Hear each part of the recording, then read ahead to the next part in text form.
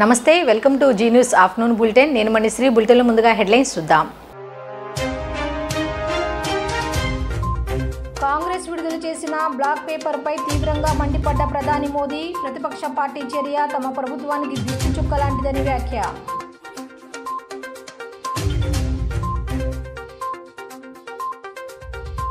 రేపు ఢిల్లీకి సీఎం జగన్ ప్రధాని మోదీతో భేటీ రాష్ట్రానికి సంబంధించిన పలు అంశాలు చర్చకు వచ్చే అవకాశం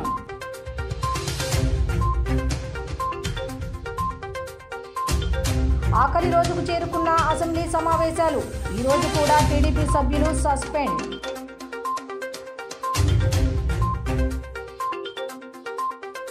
కోడికత్తి కేసు నిందితుడు శ్రీనుకు బెయిల్ మంజూరు చేసిన హైకోర్టు ర్యాలీలో సభల్లో పాల్గొనవద్దని షరతులు గత 10 ఏళ్ల ఎన్డీఏ ప్రభుత్వ వైఫల్యాన్ని ఎత్తుచూపుతూ Congress chief Mallikarjuna Kharge black paper విడుదల చేసిన తర్వాత ప్రధాని నరేంద్ర మోదీ కాంగ్రెస్పై విరుచుకుపడ్డారు. కాంగ్రెస్ విడుదల చేసిన బ్లాక్ పేపర్ను దిష్టి చుక్కగా అభివర్ణించారు. ప్రతిపక్షాలు అటువంటి చర్యను కేంద్ర ప్రభుత్వం కూడా స్వాగతించిందని అన్నారు. బీజేపీ నేతృత్వంలోని కేంద్రం ప్రతిపాదించిన శ్వేతపత్రంకు వ్యతిరేకంగా ఖర్గే బ్లాక్ పేపర్ను విడుదల చేశారు. కేంద్రం ఆర్థిక వ్యవస్థపై విఫలమైందని ఆరోపించారు.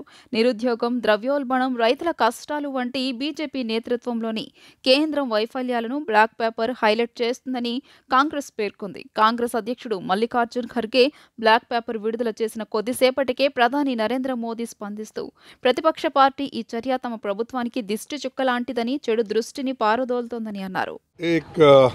आज black pepper against the government निकाल रहे हैं क्योंकि वो हमेशा अपनी बात को पार्लियामेंट में जब रखते हैं तो बार बार अपनी कामयाबियों को सुनाते हैं और उनके फेल्यूर्स को छुपाते हैं और जो हम उनके फेल्यूर्स के बारे में भी जब कहते हैं तब भी हमको उतना उसको महत्व नहीं दिया जाता है. कोई बच्चा अच्छे कपड़े पहन करके अवसर के लिए तैयार होता है तो परिवार में एक आध स्वजन आ जाता है, अरे किसी की नजर लग जाएगी, देखो काला टीका कर, तो ऐसे काला टीका कर देते. आज देश पिछले 10 साल में समृद्धि के नए नए शिखर सर कर रहा है. एक भव्य दिव्य वातावरण बना है, उसको नजर न लग जाए इसलिए काला टीका करने का आज प्रयास हुआ है. मैं उसके लिए भी खरगे जी का बहुत धन्यवाद करता हूं ताकि इस हमारी प्रगति की यात्रा को कोई नजर न लग जाए. సీఎం వైఎస్ జగన్ ఇవాళ ఢిల్లీ వెళ్లనున్నారు. రేపు ఉదయం ప్రధాని మోదీతో జగన్ భేటీ కానున్నారు. రాష్ట్రానికి రావాల్సిన నిధులపై ప్రధానితో సీఎం జగన్ చర్చించనున్నారు. అయితే టీడీపీతో బీజేపీతో పొత్తు ఖరారైందనే వార్తల నేపథ్యంలో జగన్ ఢిల్లీ టూర్ ఆసక్తి కలిగిస్తోంది. అసెంబ్లీ బడ్జెట్ సమావేశాలు చివరి రోజుకు చేరుకున్నాయి. అయితే అసెంబ్లీ సమావేశాల చివరి రోజును తెలుగుదేశం ఎమ్మెల్యేలు, ఎమ్మెల్సీలు బహిష్కరించారు. గత 5 ఏళ్లలో వైసీపీ ప్రభుత్వం వినాశక చట్టాలు చేసిందని ఆ ప్రతులను అసెంబ్లీ బయట తగులబెట్టారు టీడీపీ ఎమ్మెల్యేలు, ఎమ్మెల్సీలు. 3 రాజధానుల చట్టం, మద్యం అమ్మకాల తాకట్టు, మీడియాపై ఆంక్షలు వంటి జీవోలు దహనం చేశారు. పోలవరం రివర్స్ టెండరింగ్ ప్రతులు, ఇతర ప్రజా వ్యతిరేక నిర్ణయాల ప్రతులను ఎమ్మెల్యేలు, ఎమ్మెల్సీలు దగ్ధం చేశారు.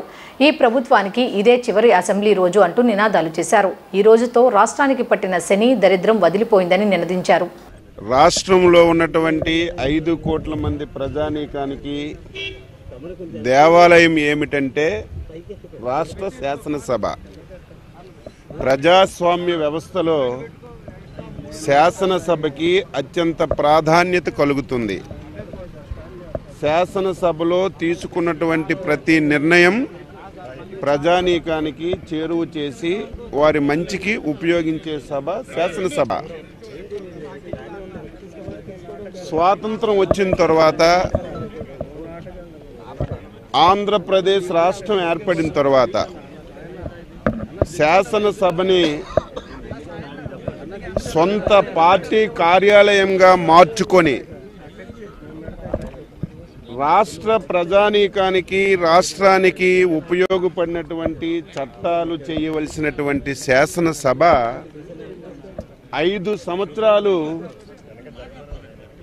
వైసీపీ ప్రభుత్వం జగన్మోహన్ రెడ్డి తీసుకొచ్చినటువంటి ప్రతి చట్టం ఈ రాష్ట్ర వినాశనాన్ని గురించి తీసుకొచ్చారు తప్ప ఈ 5 సంవత్సరాల్లో తీసుకొచ్చినటువంటి ఏ చట్టం కూడా ఈ రాష్ట్రానికి ఉపయోగపడలేదని చెప్పి తెలియచేస్తున్నాను. ప్రజాస్వామ్య వ్యవస్థలో ప్రభుత్వం ఎంత అవసరమో ప్రతిపక్షం కూడా అంత అవసరం.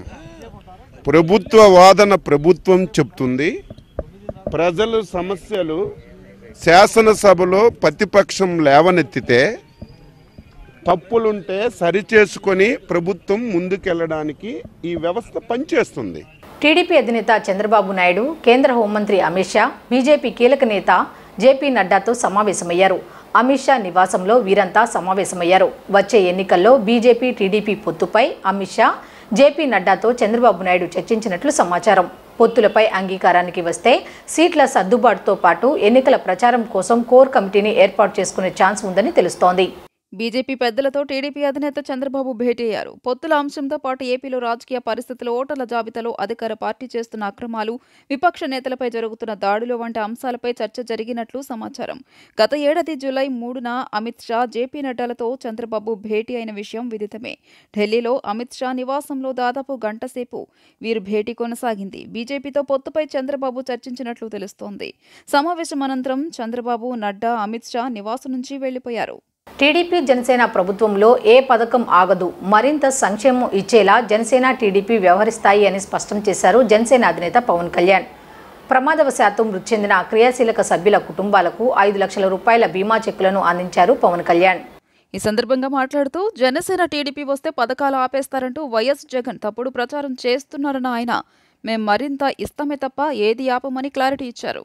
ఇక డ్వాక్రా రుణాల మాఫీపై అధ్యయనం చేస్తున్నాం, డ్వాక్రా రుణాల మాఫీపై టీడీపీతో చర్చిస్తున్నాం అని వెల్లడించారు. పెద్ద మోసం చేసే కంపెనీలకు బ్యాంకులు రుణాలిచ్చి వదిలేస్తున్నాయి. డ్వాక్రా మహిళలకు ఏ విధంగా రుణమాఫీ చేయాలోననే అంశంపై ఆలోచన చేస్తున్నామన్నారు. ఇక జనసేన టీడీపీ ప్రభుత్వం మరింత సంక్షేమం అందిస్తుంది తప్పితే ఏ పథకం ఆగదు అని స్పష్టం చేశారు పవన్. సొంత డబ్బులను పేదల కోసం ఖర్చు పెడుతున్నాను, సంక్షేమ పథకాలు ఎలా ఆపుతాం అని నిలదీశారు. చనిపోయిన కార్యకర్తల కుటుంబాలకు చెక్కులిచ్చే సందర్భంలో బాధేస్తోందన్న ఆయన, చనిపోయిన కార్యకర్తల కుటుంబాలకు ఇచ్చే 5 లక్షల రూపాయలు పెద్ద మొత్తం కాదు, కానీ వారికి కాస్తో కూస్తో చేయూతనిస్తోందన్నారు. కేవలం బీమా చెక్కులను అందించడంతో ఆగకుండా మృతి చెందిన కార్యకర్తల కుటుంబాలను ఆదుకోవడానికి మరింత పనిచేసే ఆలోచన ఉందన్నారు. కార్యకర్తల సంక్షేమ నిధిని ఏర్పాటు చేయాలనుకుంటున్నాం. చనిపోయిన కార్యకర్తల కుటుంబాన్ని ఆదుకోవడానికి ఆ కుటుంబాల్లోని పిల్లలను చదివించాలనే ఆలోచన ఉందన్నారు. కొందరికి అధికారం ఉన్నా మనస్సు ఉండదు, కానీ జనసేనకు మానవతా దృక్పథం ఉంది. మానవతా దృక్పథానికి అధికారం తోడైతే ఇంకా బాగుంటుందన్నారు జనసేన అధినేత పవన్ కళ్యాణ్. గతంలో చాలాసార్లు వ్యక్తిగతంగా సహాయం చేసిన వాడిని. ఒక పర్యాయం ఇలా జరుగుతూ ముందుగా అసలు ఈ ఇన్సూరెన్స్ అనేది రావడానికి నా కళ్ళ ముందు చాలామంది పడిపోవడం చూశాను. వాళ్ళని చాలాసార్లు రక్షించి హాస్పిటల్ పంపించి డబ్బులు పే చేస్తున్నా కానీ నేను ప్రతిసారి అందరినీ ఆప్ చేయలేకపోతున్నాం. మన వాళ్ళందరికీ ఏం చేయాలంటే మనోహర్ గారు ప్రత్యేకంగా ఇన్సూరెన్స్ పథకాన్ని తీసుకొద్దాం, కొంచెం అండగా ఉంటుంది. జన సైనికులందరూ కూడా, వీర మహిళలు కానీ, మన జనసేన కుటుంబానికి వచ్చిన ప్రతి ఒక్కరు కూడా, పార్టీ కోసం పనిచేస్తున్న క్రియాశీల కార్యకర్తలందరూ కూడా డబ్బు ఆశించి కాదు, ఒక ఆశయం కోసం నిలబడి ప్రాణాలు పోగొట్టుకున్న వాళ్ళు, యాక్సిడెంట్ల ద్వారా కావచ్చు,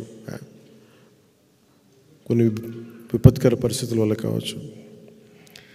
సో దాంట్లో భాగంగా ప్రతిసారి ఇచ్చే 5 లక్షలు కానీ, లేదంటే గాయపడితే ఇచ్చే 50,000 కానీ, ఇది బాధపడే ఆనందంతో ఇచ్చేదిగా చాలా బాధపడతా ఇచ్చేవి. ఈ 5 లక్షల రూపాయలతోటి పోయిన ప్రాణం తిరిగి రాదు, కానీ కష్టంలో ఉన్న కుటుంబానికి మేము ఉన్నామనే ఒక చిన్న చిరు ప్రయత్నం ఇది. సో ఇలాంటి పరిస్థితుల్లో ప్రతిసారి నేను కూడా ఏం ఆలోచిస్తానంటే, ఈ సహాయం ఇక్కడితో ఆగకూడదు, వారి బిడ్డలకి ఇంక చదువులు కానీ ఇంక విధంగా ఏమి ఆలోచించాలి అనేది ప్రత్యేకంగా నా దృష్టిలో ఉంది. సో దాన్ని ఎలా ముందుకు ప్రతిసారి వచ్చినప్పుడు కేవలం 5 లక్షలతో సరిపెట్టుకోకుండా భవిష్యత్తులో బిడ్డలకు కూడా ఏదన్నా ఒక ఉమ్మడి నిధి ఏర్పాటు చేసి వాళ్ళ చదువుల నిమిత్తం ఏదైనా చేయాలని కూడా ఒక ఆలోచన నడుస్తూ ఉంది. సోషల్ మీడియాలో ఫేక్ పోస్టులపై తెలుగుదేశం నేతలు అచ్చెన్నాయుడు, చినరాజప్ప తీవ్ర ఆగ్రహం వ్యక్తం చేశారు. బీజేపీ కాళ్లపై పడటం, కాళ్లు మొక్కటం వైసీపీ సంస్కృతే కానీ తెలుగుదేశానికి ఆ అవసరం లేదన్నారు. అనేక కేసుల్లో A1 ముద్దాయిగా ఉన్న జగనే వీటికి పాకులాడతారని నేతలు అన్నారు. ఈ సందర్భంగా గురువారం అమరావతిలో అచ్చెన్నాయుడు మీడియాతో మాట్లాడుతూ వైసీపీ ఫేక్ పోస్టులను ఊరికే వదిలిపెట్టమని, చంద్రబాబుపై పెట్టిన ఫేక్ పోస్టులకు సంబంధించి పోలీసులకు ఫిర్యాదు చేస్తామని స్పష్టం చేశారు. అయితే వైసీపీ నాయకులు ఫిర్యాదు చేస్తే పట్టించుకుంటారు కానీ టీడీపీ నేతలు ఫిర్యాదు చేస్తే చర్యలు ఉండవంటూ పోలీసులపై మండిపడ్డారు. అమిత్ షా పిలుపు మేరకే తమ అధినేత చంద్రబాబు నాయుడు ఢిల్లీ వెళ్లారన్నారు. అక్కడి పరిణామాలపై పార్టీలో అందరితో చర్చించి నిర్ణయం తీసుకుంటారని, చంద్రబాబు ఏ నిర్ణయం తీసుకున్నా అది రాష్ట్ర ప్రయోజనాల కోసమే ఉంటుందని, కానీ జగన్లా వ్యక్తిగత స్వార్థం కోసం ఉండదని అచ్చెన్నాయుడు పేర్కొన్నారు. మంది ప్రజానీకానికి దేవాలయం ఏమిటంటే రాష్ట్ర శాసనసభ. ప్రజాస్వామ్య వ్యవస్థలో శాసనసభకి అత్యంత ప్రాధాన్యత కలుగుతుంది. శాసనసభలో తీసుకున్నటువంటి ప్రతి నిర్ణయం ప్రజానీకానికి చేరువ చేసి వారి మంచికి ఉపయోగించే సభ శాసనసభ. స్వాతంత్రం వచ్చిన తర్వాత, ఆంధ్రప్రదేశ్ రాష్ట్రం ఏర్పడిన తర్వాత శాసనసభని సొంత పార్టీ కార్యాలయంగా మార్చుకొని రాష్ట్ర ప్రజానీకానికి, రాష్ట్రానికి ఉపయోగపడినటువంటి చట్టాలు చేయవలసినటువంటి శాసనసభ 5 సంవత్సరాలు వైసీపీ ప్రభుత్వం జగన్మోహన్ రెడ్డి తీసుకొచ్చినటువంటి ప్రతి చట్టం ఈ రాష్ట్ర వినాశనాన్ని గురించి తీసుకొచ్చారు తప్ప ఈ 5 సంవత్సరాల్లో తీసుకొచ్చినటువంటి ఏ చట్టం కూడా ఈ రాష్ట్రానికి ఉపయోగపడలేదని చెప్పి తెలియచేస్తున్నాను. ప్రజాస్వామ్య వ్యవస్థలో ప్రభుత్వం ఎంత అవసరమో ప్రతిపక్షం కూడా అంత అవసరం. ప్రభుత్వ వాదన ప్రభుత్వం చెప్తుంది. ప్రజల సమస్యలు శాసనసభలో ప్రతిపక్షం లేవనెత్తితే తప్పులుంటే సరిచేసుకొని ప్రభుత్వం ముందుకెళ్లడానికి ఈ వ్యవస్థ పనిచేస్తుంది. కానీ 5 సంవత్సరాలు శాసనసభలో ప్రతిపక్షం యొక్క గొంతుని నలిమి పడేసేసినటువంటి ప్రభుత్వం జగన్మోహన్ రెడ్డి ప్రభుత్వం అని చెప్పి ఈ సందర్భంగా తెలియజేస్తున్నాను. విజయవాడ సెంట్రల్ నియోజకవర్గంలో మాజీ మంత్రి Vellampalli Srinivas, TDP polit bureau సభ్యులు బోండా ఉమామహేశ్వరరావుల మధ్య మాటల యుద్ధం కొనసాగుతోంది. సవాళ్ల పర్వం కొనసాగుతూనే ఉంది. నేను కబ్జా, రౌడీయిజం చేస్తుంటే చూపించు అంటూ సవాల్ చేశారు. విజయవాడ సెంట్రల్లో నాకు సీటు లేదు సరే, వెల్లంపల్లికి సీటు ఉందా అని ప్రశ్నించారు.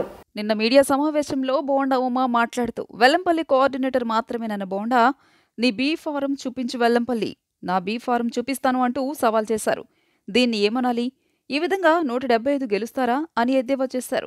ఇక సాక్ష్యాధారాలతో సహా ఎలక్షన్ కమిషనర్, మున్సిపల్ కమిషనర్కి ఫిర్యాదు చేసినట్టు తెలిపారు.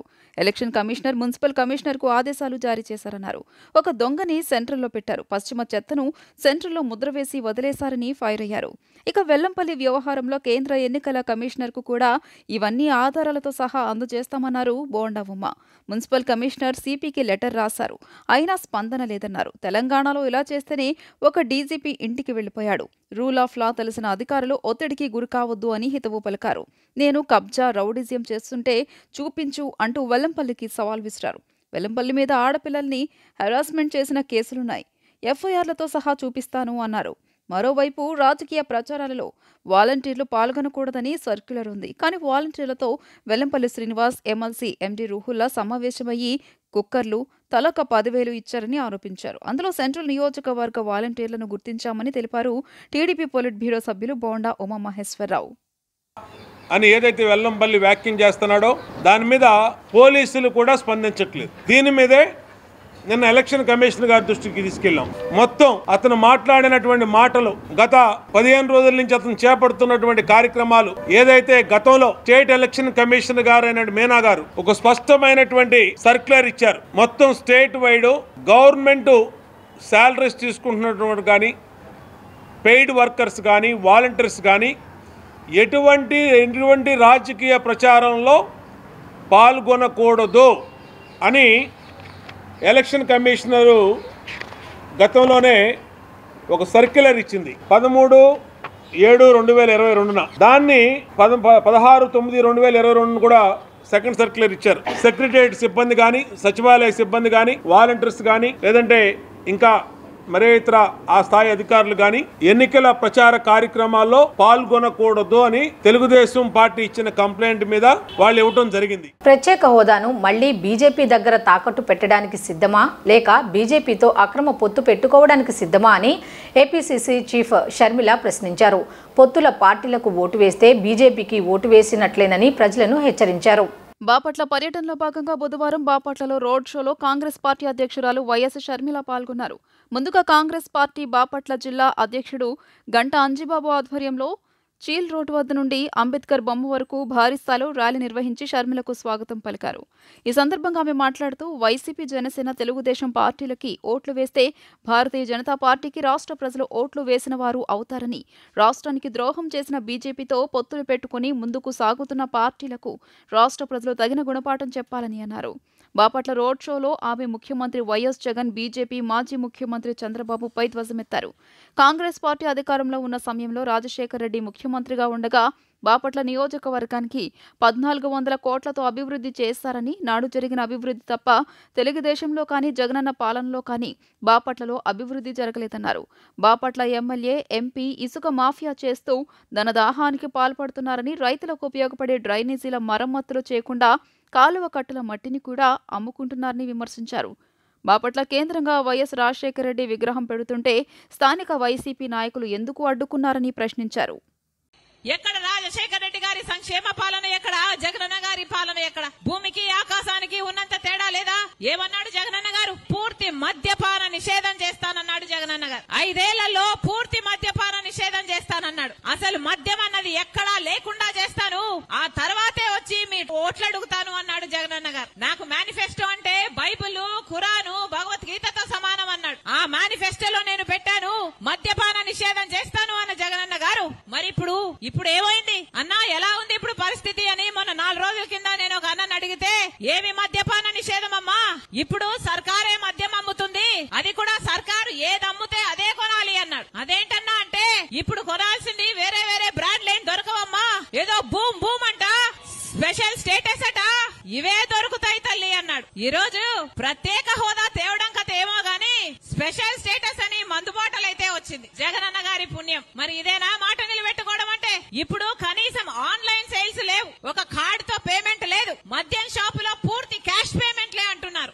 ఎందుకు అని అడుగుతున్నాం. అంటే రాష్ట్రానికి వచ్చే ట్యాక్సులు రావటం లేదు, కేంద్రానికి వచ్చే ట్యాక్సులు పోవటం లేదు, అయినా కూడా పూర్తి అక్రమమైనా కూడా యథేచ్ఛగా మద్యం అమ్ముకుంటున్నారు. ఏం చేతనైంది? ఆఖరికి రాజశేఖర రెడ్డి గారు చనిపోయింది కూడా ఎలా చనిపోయారు? రచ్చబండకని ప్రజల దగ్గరికి వెళ్తూ చనిపోయాడు రాజశేఖర రెడ్డి గారు. అది రాజశేఖర రెడ్డి గారు, అది వైఎస్ఆర్ మార్క్. ఇప్పుడు జగనన్న గారు పెద్ద పెద్ద కోటలు కట్టుకున్నారు, ఎప్పుడు ప్రజల మధ్యలోకి రారు. ఇప్పుడు ఎలక్షన్లు ఇచ్చాయి కదా అని ఇప్పుడు వస్తున్నారు జగనన్న గారు. ఇప్పుడు సిద్ధమని బయలుదేరారు. దేనికి సిద్ధం సార్ అని అడుగుతున్నాం. మళ్ళీ 8 లక్షల కోట్ల అప్పు చేయడానికి మీరు సిద్ధమా? మళ్ళీ బీజేపీ పార్టీతో అక్రమ పొత్తు పెట్టుకోవడానికి మీరు సిద్ధమా? మళ్ళీ బీజేపీతో మీ దోస్తీ కోసం మళ్ళీ ప్రత్యేక హోదాను తాకట్టు పెట్టడానికి మీరు సిద్ధమా? మళ్ళీ పూర్తి మద్యపాన నిషేధం అని మోసం చేయడానికి మీరు సిద్ధమా? 25 లక్షల పేదలకు ఇల్లులు కడతామని మళ్ళీ మోసం చేయడానికి మీరు సిద్ధమా? దేనికి సిద్ధం? మళ్ళీ ఇసుక మాఫియా, లిక్కర్ మాఫియా, మళ్ళీ మైనింగ్ మాఫియా దోచుకోవడానికి మీరు సిద్ధమైతే ప్రజలు కూడా మిమ్మల్ని ఇంటికి పంపడానికి సిద్ధం. కాంగ్రెస్ పార్టీ తన సొంత ప్రయోజనాలకే దేశ ప్రజలను తాకట్టు పెట్టిందని వైఎస్ఆర్సీపీ ఎంపీ విజయసాయిరెడ్డి మండిపడ్డారు. ఆయన బుధవారం రాజ్యసభలో జరిగిన బడ్జెట్పై చర్చలో మాట్లాడారు. దేశ ఆర్థిక వ్యవస్థ దెబ్బతినడానికి కాంగ్రెస్ పార్టీ ప్రధాన కారణం. కాంగ్రెస్ పార్టీని చరిత్రలో ప్రజలు ఎన్నటికీ క్షమించరు. కాంగ్రెస్ పరిపాలనలో దేశం ఆర్థికంగా అధోగతి పాలైంది. ఆర్థిక వ్యవస్థను చిన్నాభిన్నం చేశారనడానికి గణాంకాలే సాక్ష్యం. దేశ జీడీపీ 7% దాటింది. కాంగ్రెస్ దిగిపోయిన తర్వాత ఇండియా ఆర్థిక వ్యవస్థ వేగంగా పెరుగుతుంది. ధనిక పేదల మధ్య అంతరం తగ్గుతుంది. కాంగ్రెస్ అధికారంలో ఉన్న సమయంలో ధరలు విపరీతంగా పెరిగాయి. అవినీతికి పర్యాయపదం కాంగ్రెస్ పార్టీ. కాంగ్రెస్ సహాయంలోని దేశంలో 2G, కామన్వెల్త్ బొగ్గు కుంభకోణం లాంటి అతిపెద్ద కుంభకోణాలు జరిగాయి. 2014లో ఈజ్ ఆఫ్ డూయింగ్లో 142వ స్థానంలో ఉన్న దేశం ఇప్పుడు నుంచి 62వ స్థానానికి వచ్చింది అని ఎంపీ విజయసాయిరెడ్డి తెలియజేశారు. Union budget, interim union budget for 2024-25 sir. Sir, there are some positive developments, few positive developments. the government proposes to spend 47.65 lakh crores, that is 6% higher than last year. Sir, the second point is the government is tightening the monetary belt, planning to lower the deficit from 5.8% to 5.1%, which is good for the economy. And the third point is 70,449 crores have been allocated to the Department of Economic Affairs for the new schemes, sir. These are all the highlights of the budget. Sir, there are some points which I would like to bring to your kind notice insofar as the budget is concerned, and I would like to compare the budget, present interim budget, and with that of the budgets that have been presented by the earlier present opposition and earlier the party which has ruled this country for a decade. దివంగత నేత AP మాజీ CM YS Rajasekhara Reddy జీవితంలోని ముఖ్య ఘట్టాల ఆధారంగా తెరకెక్కిన చిత్రం యాత్ర 2. ఈ సినిమా రిలీజ్కి ముందు రోజు విజయవాడలోని బెన్ సర్కిల్ క్యాపిటల్ సినిమాస్లో యాత్ర 2 స్పెషల్ షోని ప్రదర్శించారు. ఈ స్పెషల్ షోకి వైఎస్ఆర్సీపీ ఎమ్మెల్యేలతో పాటు ఇతర నాయకులు హాజరయ్యారు. యాత్ర 2 మూవీ వైసీపీ ఎమ్మెల్యేలకు ప్రత్యేక షో వేసి చూపించారు. బుధవారం నాడు అసెంబ్లీ సమావేశాలు పూర్తయిన తర్వాత విజయవాడలోని బెన్ సర్కిల్ క్యాపిటల్ సినిమాస్లో యాత్ర 2 స్పెషల్ షోని ప్రదర్శించారు. ఈ స్పెషల్ షోకి వైఎస్ఆర్సీపీ ఎమ్మెల్యేలతో పాటు ఇతర నాయకులు హాజరయ్యారు. ఈ సినిమా ప్రదర్శన అనంతరం నాయకులు మీడియాతో మాట్లాడుతూ యాత్ర 2 మన కళ్ల ముందు జరిగిన చరిత్రలే. వైఎస్ 5 ఏళ్ల పాలనలో కోట్లాది మందికి దగ్గర కావడం, నాయకుడిగా ఎలా ఎదగాలని చూపించారు. యాత్ర 2 చూసి అనేక మంది భావోద్వేగానికి గురయ్యారు. మనసున్న మనుషులు మన కళ్ల ముందే దేవుళ్లుగా మారడంతో ఆదర్శప్రాయులు అవుతారు. రాజకీయం అంటే ఎత్తులు పై ఎత్తులు కాదు, ప్రజల మనసులు గెలుచుకోవాలి అని పేర్కొన్నారు. రాజశేఖర రెడ్డి గారిది అంటే ఆయన 30 ఏళ్ల రాజకీయ అనుభవం, ఆ తర్వాత ముఖ్యమంత్రి అయిన తర్వాత ఆయన 5 ఏళ్ల పాలనలోనే కోట్లాది మందికి దగ్గర కావడం, అందువల్ల ఆయన నాయకుడిగా ఎట్లా ఎదిగాడు అని తెలుసుకోవడానికి అందులో ఒక తెలియని కథ కానీ జీవితం గురించి కానీ తెలుసుకోవచ్చని అనిపించింది. ఈ సినిమాలో వస్తున్న పార్ట్ అంతా మన కళ్ళ ముందు జరిగింది కదా అని చాలామంది మిత్రులు కూడా అడిగారు. మరి ఏం కొత్త ఏముంటుంది, మనకు తెలిసిన చరిత్రే కదా ఇది. కానీ వచ్చిన తర్వాత దాదాపు అందరూ భావోద్వేగానికి గురయ్యారు. ఎందువల్ల అంటే రేపటి నుంచి థియేటర్లలో చూసేవాళ్ళు కూడా లక్షలాది మంది ప్రేక్షకులు కానీ అందరూ అవుతారు. ఎందుకు అవుతారంటే మనకు తెలియని ఫిక్షన్, ఒక కథ చూడడం వేరు, తెలిసిన మనుషులు, కోట్లాది మందికి తెలిసిన మనుషుల గురించి జ్ఞాపకాలు గుర్తుకు రావడం. మనకు కోట్లాది మందికి తెలిసిన వ్యక్తులు ఎందుకు అంటున్నానంటే రాజశేఖర రెడ్డి గారి గురించి కానీ, ఆ తర్వాత జగన్మోహన్ రెడ్డి గారు ఈరోజు దాదాపు రాష్ట్రంలో వాళ్ళందరూ కూడా ఏదో ఒక సమయంలో కలిసి ఉండడమో లేదా వాళ్ళ నుంచి మేలు పొందినామని అనుకోవడము, మాకు స్వయంగా తెలుసు అని చెప్పుకోవడము. రాజశేఖర రెడ్డి గారి గురించి ఎక్కువ వినిపించేది, ఇప్పుడు జగన్మోహన్ రెడ్డి గారి గురించి కూడా వినిపిస్తుంది. కాబట్టి ఆ జ్ఞాపకాలన్నీ వస్తాయి, అవన్నీ గుర్తుకు వస్తాయి. అవి వచ్చినప్పుడు కలిగే భావోద్వేగం ఈరోజు థియేటర్లో అంతా కనిపించింది. పార్ట్ 2 సినిమా ఈరోజు రివ్యూ చూసాం. ఇది ప్రతి వ్యక్తి కూడా, ఈ సినిమా వీక్షించినటువంటి ప్రతి వ్యక్తి కంట కన్నీరు వచ్చింది. కారణం, మంచి చేసిన వ్యక్తి మన మధ్యలో లేకపోతే, మంచి కోసం ప్రయత్నం చేసిన వ్యక్తి జగన్మోహన్ రెడ్డి పడ్డ కష్టాలని కళ్ళకు కట్టినట్టు చూపించి, ఆయన తీసుకున్న ప్రతి నిర్ణయం వెనక వారి తండ్రి రాజశేఖర రెడ్డి గారి ఆశయం, ఆ ఆశయాని కోసమే తన రాజకీయం కోసం రాజకీయాల్లోకి వచ్చి ప్రజలకిచ్చిన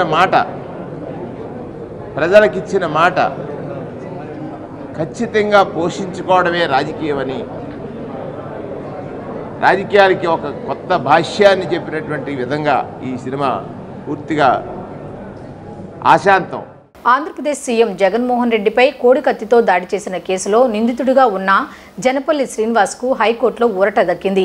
నిందితుడు జనపల్లి శ్రీనివాస్కు బెయిల్ మంజూరు చేసింది ఏపీ హైకోర్టు. షరతులతో కూడిన బెయిల్ మంజూరు చేస్తున్నట్లు హైకోర్టు వివరించింది. కేసు వివరాలు మీడియాతో మాట్లాడొద్దని, ర్యాలీలు, సభల్లో పాల్గొనవద్దని హైకోర్టు ఆదేశాలు ఇచ్చింది. హైకోర్టు తీర్పుపై దళిత పౌర సంఘాలు హర్షం వ్యక్తం చేస్తున్నాయి. 5 ఏళ్లుగా జైలులోనే ఉన్నాడు శ్రీనివాస్. విశాఖ సెంట్రల్ జైల్లో ఆయన దీక్ష చేసినట్లు ప్రచారం జరిగిన విషయం తెలిసిందే. తనకు న్యాయం చేయాలని కోరాడు. సీఎం జగన్ వచ్చి సాక్ష్యం చెప్పాలని అన్నాడు. శ్రీనివాస్కు మద్దతుగా ఆయన తల్లి సావిత్రమ్మ, సోదరుడు సుబ్బరాజు కూడా ఇటీవల దీక్ష చేశారు. జనం అష్టకష్టాలు పడుతుంటే వైఎస్ఆర్ కాంగ్రెస్ పార్టీ వారు వికృత చేష్టలు చేస్తున్నారని టీడీపీ మాజీ ఎమ్మెల్యే బోండా ఉమా మండిపడ్డారు. టీడీపీ ఎప్పుడూ ప్రజల పక్షానే ఉంటుందని పేర్కొన్నారు. ఎన్నికల హామీల్లో భాగంగా 59వ డివిజన్లో ఇచ్చిన ఎన్నికల హామీ మేరకు ఉచితంగా రిజిస్ట్రేషన్ చేయాలని, 600 రూపాయలు అయ్యే దస్తావేజు ఖర్చులను 2500 రూపాయలు ఆ పైన తీసుకుంటున్నారని, దీన్ని వెంటనే నియంత్రించాలని డిమాండ్ చేశారు. సెంట్రల్ నియోజకవర్గ ఎస్సీ సెల్ ఆధ్వర్యంలో 59వ డివిజన్లో బుధవారం రాత్రి చంద్రబాబు ష్యూరిటీ భవిష్యత్తుకు గ్యారంటీ పాదయాత్ర కార్యక్రమం నిర్వహించారు. తెలుగు బాప్టిస్టు చర్చ్ నుంచి ప్రారంభమైన ఈ పాదయాత్రలో ముఖ్య అతిథిగా బోండా ఉమామహేశ్వరరావు పాల్గొన్నారు. ఇంటింటికి తిరుగుతూ ప్రజల ఇబ్బందులను అడిగి తెలుసుకున్నారు. టీడీపీ అధికారంలోకి రాగానే పోర్టు రిచ్ కార్యక్రమం అమలు చేస్తామని భరోసా ఇచ్చారు. పథకాల కరపత్రాలు పంపిణీ చేశారు. సీఎం జగన్మోహన్ రెడ్డి పాలనలో అన్ని వర్గాల ప్రజలు ఏ విధంగా కష్టాల పాలయ్యారో వివరించారు. పెరిగిన నిత్యావసర ధరలు, నడ్డి విరుస్తున్న విద్యుత్ ఛార్జీలు, పన్నుల గురించి వివరించారు. పసిపిల్లలు తాగే పాలపైన 10 రూపాయలకు పైగా పెంచారని దుయ్యబట్టారు. 2019 ఎన్నికల వాగ్దానంలో ఎమ్మెల్యే మొల్లాది విష్ణు, సీఎం జగన్మోహన్ రెడ్డిలు డివిజన్ వాసులకు ఉచితంగా రిజిస్ట్రేషన్ చేస్తామని హామీ ఇచ్చారని గుర్తు చేశారు. ఎన్నికలు దగ్గరకు వస్తుండగా హడావడిగా సొంతదారులు 20,000 రూపాయలు, కొనుగోలు చేసిన వారు 40,000 రూపాయలు చెల్లించి రిజిస్ట్రేషన్ చేసుకోవాలని చెబుతున్నారని విమర్శించారు. ఎన్నికల హామీ మేరకు ఉచితంగా రిజిస్ట్రేషన్ చేయాలని, 600 రూపాయలు అయ్యే దస్తావేజు ఖర్చులను 2500 రూపాయలు ఆ పైన తీసుకుంటున్నారని, దీన్ని వెంటనే నియంత్రించాలని డిమాండ్ చేశారు.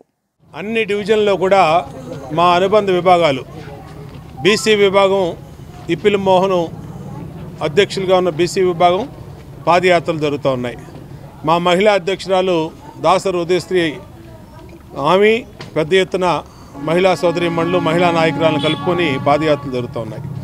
ఈరోజు ఎస్సీ విభాగం అధ్యక్షుడు సోదరుడు నందేటి ప్రేమ ఆధ్వర్యంలో మరి 59వ డివిజన్లో మా డోలా కానీ, మాకు సీను కానీ, అలాగే వినయ్ కానీ, మా నాయకులు సాంబరెడ్డి కానీ అందరూ ఆధ్వర్యంలో పెద్ద ఎత్తున ఈరోజు ఇక్కడ పాదయాత్రని మొదలుపెట్టాం. ఎస్సీ సోదరులందరూ మేము దగాపడ్డాం, మేము మోసపోయాం. గతంలో తెలుగుదేశం ఉన్నప్పుడు మా ఎస్సీలకి గుర్తింపు ఉండేది. మా ఎస్సీలకి ఎస్సీ కార్పొరేషన్ ద్వారా పథకాలు వచ్చాయి. తెలుగుదేశం హయాంలో 27 పథకాలు ఉన్నటువంటి ఎస్సీ కార్పొరేషన్ ఇవాళ జగన్మోహన్ రెడ్డి మూసేశాడు, జగన్మోహన్ రెడ్డి తీసేశాడు, ఎస్సీ కార్పొరేషన్ లేకుండా చేశాడు. ఇవాళ ఎస్సీలకి తీరని ద్రోహం చేసినటువంటి వ్యక్తి జగన్మోహన్ రెడ్డి. ఇవాళ మళ్ళా ఎస్సీల ఓట్ల కోసం మరి ఏ మొహం పెట్టుకొని ఇవాళ వైసీపీ నాయకులు వస్తున్నారో అర్థం కావట్లేదు మాకని చెప్పి ఎస్సీ సోదరులు, ఎస్సీ పెద్దలు అందరూ కూడా మాట్లాడుతున్న సమయంలో తెలుగుదేశం పార్టీ, జనసేన రేపు అధికారంలో రావడం ఒక చారిత్రాత్మక అవసరం. ఎస్సీలకి, బీసీలకి, మైనార్టీలకి మళ్ళా తిరిగి వైభోగం, పూర్వ వైభోగం రావాలంటే తెలుగుదేశం, జనసేన రావాలి. ర్యాపిడో పబ్లిక్ ట్రాన్స్పోర్ట్ సేవలు అందిస్తూ విజయవాడ ప్రజల మన్ననలు పొందుతున్న క్రమంలో ద్విచక్ర వాహనదారుల అవగాహన కార్యక్రమం చేపట్టింది. హెల్మెట్ ధరించి వాహనాలు నడపాలంటూ నగరవాసులకు విజ్ఞప్తి చేసింది. ఈ క్రమంలో ఉచితంగా హెల్మెట్లు పంపిణీ చేసి రోడ్డు ప్రమాదాల పట్ల అవగాహన కలిగి ఉండాలని కోరారు. బెన్ సర్కిల్ సిగ్నల్ వద్ద ర్యాపిడో అవగాహన కార్యక్రమం చేపట్టి రోడ్డు ప్రమాదాల నివారణకు తన వంతు కృషి చేసింది. ఈ కార్యక్రమానికి Vijayawada RTO Aishwarya, additional deputy commissioner of police D ప్రసాద్తో పాటు పోలీస్ అధికారులు పాల్గొన్నారు. ఈ సందర్భంగా మీడియాతో మాట్లాడిన వారు పబ్లిక్ ట్రాన్స్పోర్ట్లో తన వంతు సేవలను అందిస్తున్న ర్యాపిడో ప్రజలలో అవగాహన తీసుకురావడానికి కృషి చేయడం హర్షణీయమన్నారు. రోడ్డు ప్రమాదాలలో 16 నుంచి 35 ఏళ్లలోపు యువత దుర్మరణం చెందుతున్నారని సర్వేలలో తేటతెల్లమైందన్నారు. ముఖ్యంగా హెల్మెట్ ధారణ చేయకపోవడమే రోడ్డు మరణాలకు కారణమని నివేదికలు పేర్కొంటున్నాయన్నారు. ప్రతి ఒక్కరూ హెల్మెట్ ధరించి, ద్విచక్ర వాహనాలు సీట్ బెల్ట్ ధరించి వాహనాలను నడపాలని విజ్ఞప్తి చేస్తున్నట్లు తెలియజేశారు. మితిమీరిన వేగంతో పాటు రోడ్డు భద్రతా ప్రమాణాలు పాటించకపోవడమే అధిక మరణాలకు కారణమని పేర్కొన్నారు. ఆర్టీఓగా ఇక్కడికి వచ్చానండి, మన విజయవాడకి. సో రోడ్ సేఫ్టీ అవేర్నెస్ ప్రోగ్రాంలో భాగంగా ర్యాపిడో వాళ్ళు ఈ అవేర్నెస్ ప్రోగ్రామ్ కండక్ట్ చేశారు. సో నేను చెప్పదలుచుకుంది ఒకటేనండి, స్పీడింగ్ లిమిట్ దాటద్దు, ట్రాఫిక్ సిగ్నల్స్ జంప్ చేయొద్దు, ఓకే, సీట్ బెల్ట్ ధరించుకోండి, అలానే బండి వెహికల్ డాక్యుమెంట్స్ కరెక్ట్గా ఉన్నాయో లేదో చూడండి, పొల్యూషన్ కానీ ఇన్సూరెన్స్ కానీ. ఎందుకంటే in case of an accident, okay, విక్టిమ్కి మనీ అనేది చెందుతుంది బికాస్ ఆఫ్ ఇన్సూరెన్స్ కానీ అలా. సో ఇంకొకటండి, చాలామందికి తెలియంది ఏంటి అంటే మన దగ్గర ఒక గుడ్ సమారిటన్ లా అని ఒకటి ఉందండి. యాక్సిడెంట్ అయిన ఫస్ట్ 1 hour అనేది గోల్డెన్ అవర్ అని అంటారండి. ఎందుకంటే ఆ 1 hourలో ట్రీట్మెంట్ ఇస్తే మనిషి బతికే ఛాన్స్ చాలా 50% ఎక్కువ ఉంటుంది, ఓకే. సో అందుకు ఆ టైంలో ఇన్ కేస్ మీరు ఏదైనా యాక్సిడెంట్ కనుక చూస్తే వెంటనే హాస్పిటల్కి తీసుకెళ్ళడానికి ట్రై చేయండి. ఆ గుడ్ సమారిటన్ లా కింద ఒక 5,000 రూపీస్ అనే ఒక రివార్డ్ సిస్టమ్ కూడా మన గవర్నమెంట్ ఇంట్రడ్యూస్ చేయడం జరిగింది. సో వీటిని మైండ్లో పెట్టుకోండి. విజయవాడలో ఈరోజు ర్యాపిడ్ ఒక స్వచ్ఛంద సంస్థ వాళ్ళ ఒక వృతభక్తిగా ఏదో ఒక అవేర్నెస్ పబ్లిక్లో చేంజ్ తేవాలని, పబ్లిక్లో మార్పు తేవాలని ఒక కార్యక్రమంలో భాగంగా ఈరోజు కొంత అవేర్నెస్ ప్రోగ్రామ్ కండక్ట్ చేయడం జరిగింది. వాళ్ళందరూ కూడా టీం మొత్తాన్ని కూడా నేను అభినందిస్తున్నాను. ఎందుకంటే మనకెందుకులే అనుకొని వెళ్ళిపోయి సమాజంలో ఏదో కార్యక్రమం చేయాలని చేయడం నా యూత్ నేను అభినందిస్తున్నాను. మనిషి యొక్క ప్రాణం చాలా విలువైంది, కంపల్సరీ. ఎందుకంటే చాలామంది అనుకుంటారు యాక్సిడెంట్ అయితే తలకెందుకు దెబ్బ తగిలిద్దని, కానీ యాక్సిడెంట్ అయితే ఫస్ట్ కొట్టుకునేది హెడ్కి కింద నేల కొట్టుకుంటుంది. అది తెలియదు, చాలామందికి తెలియక హెల్మెట్ లేకపోతే ఏమైంది అనుకుంటారు. హెల్మెట్ అనేది తప్పకుండా ధరించాలి. ప్రాణాలకు మన ఇండియాలో ఎక్కువగా, ప్రపంచంలో కానీ ఇండియాలో కానీ ఎక్కువగా 16 years నుంచి 35 years లోపు ఉన్న యూత్ ఎక్కువగా చనిపోతున్నారు. దానికి కారణం స్పీడ్ డ్రైవింగ్, కేర్లెస్ డ్రైవింగ్ మీద అవగాహన లేకపోవటం, ఏదో స్పీడ్గా వెళ్ళిపోదాం, తొందరగా వెళ్ళిపోదాం అనే ఒక కాన్సెప్ట్లో వెళ్తున్నారు. కానీ జాగ్రత్తగా వెళ్దాము, జాగ్రత్తగా ఇంటికి చేరుదాం అనే కాన్సెప్ట్ చాలా తక్కువ మందికి ఉంది. అందుకని వీళ్ళు అవేర్నెస్ ఏంటంటే ప్రజలు సేఫ్టీ డ్రైవింగ్ కావాలని ఒక ప్రోగ్రామ్ కండక్ట్ చేశారు. రోడ్డు భద్రతా మాసోత్సవాల్లో భాగంగా ఈరోజు రోడ్డు భద్రత గురించి రోడ్ యూజర్స్కి తెలియచేయడానికి ర్యాపిడో వాళ్ళు అరేంజ్ చేసిన ఈ కార్యక్రమం, రోడ్ యూజర్స్కి హెల్మెట్ యొక్క ఇంపార్టెన్స్ తెలియచేయడం కోసం ఈ కార్యక్రమం ఏర్పాటు చేయడం జరిగింది. హెల్మెట్ యూజ్ చేస్తూ రోడ్ సేఫ్టీలో భాగమైన వారికి మొక్కలు ఇవ్వటం, హెల్మెట్ లేకుండా రోడ్ సేఫ్టీకి విఘాతం కలిగిస్తున్న వాళ్ళకి హెల్మెట్స్ ఇవ్వటం అనేది ర్యాపిడో వాళ్ళు చేస్తున్న ఈ కార్యక్రమం. దానికి మేము ట్రాన్స్పోర్ట్ డిపార్ట్మెంట్ తరఫున వారికి అభినందన తెలియజేస్తున్నాం. విస్తృతంగా జరుగుతున్న ఈ రోడ్డు భద్రతా మాసోత్సవాల్లో, రోడ్డు భద్రతా కార్యక్రమాల్లో ఇది కూడా ఒక భాగం అయినందుకు, ఈ భాగం ఇలా లైవ్గా రోడ్డు మీద చేస్తున్నందుకు వాళ్ళని నేను అభినందిస్తున్నాను. రోడ్ యూజర్స్ అందరూ సేఫ్గా ఉండాలి, రోడ్ని సేఫ్గా చూడాలని కోరుకుంటూ సెలవు. రోడ్ సేఫ్టీ సిఎస్ఆర్ యాక్టివిటీ భాగంగా ర్యాపిడో సంస్థ నుంచి మేము ఈరోజు road safety awareness program conduct చేయడం జరిగింది. దానికి ముఖ్య అతిథులుగా ఆర్టీఓ గారు, అలాగే సిఐ రాజేంద్ర ప్రసాద్ గారు, ఏడీసీపీ గారు రావడం జరిగింది. ఎవరైతే హెల్మెట్ పెట్టుకుని ఉన్నారో వాళ్ళకి స్పెషల్ ట్యాంక్స్ కింద ప్లాంట్స్ ఇవ్వడం జరిగింది. అదేవిధంగా ఎవరైతే హెల్మెట్ ధరించలేదో వాళ్ళకి హెల్మెట్ డిస్ట్రిబ్యూషన్, ర్యాపిడో నుంచి హెల్మెట్ డిస్ట్రిబ్యూషన్ చేయడం జరిగింది. సో ఎవరైతే వాళ్ళకి రోడ్ సేఫ్టీ గురించి వాళ్ళకి ఇన్స్ట్రక్షన్స్ ఇవ్వడం జరిగింది, ఆర్టీఓ గారు అలాగే సిఐ గారు అందరూ కలిసి ఇన్స్ట్రక్షన్స్ ఇవ్వడం జరిగింది. సో ఇది మా ర్యాపిడో నుంచి ఇలాంటిది ఎవ్రీ 3 monthsకి ఒకసారి మేము road safety awareness programs conduct చేస్తూ ఉంటాము. ఎవరైతే ట్రాఫిక్ రూల్స్ పాటిస్తూ ఉంటారో వాళ్ళకి స్పెషల్ ట్యాంక్స్ కింద ప్లాంట్స్ ఇంకా రోజెస్ ఇవ్వడం జరుగుతూ ఉంది. వార్తలు ముగించే ముందు హెడ్లైన్స్ మరొకసారి చూద్దాం. కాంగ్రెస్ విడుదల చేసిన బ్లాక్ పేపర్పై తీవ్రంగా మండిపడ్డ ప్రధాని మోదీ, ప్రతిపక్ష పార్టీ చర్య తమ ప్రభుత్వానికి దిష్టి చుక్క లాంటిదని వ్యాఖ్య.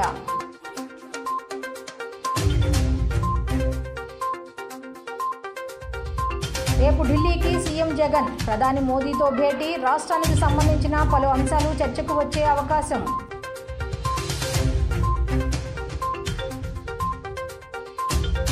ఆఖరి రోజుకు చేరుకున్న అసెంబ్లీ సమావేశాలు, ఈ రోజు కూడా టీడీపీ సభ్యులు సస్పెండ్.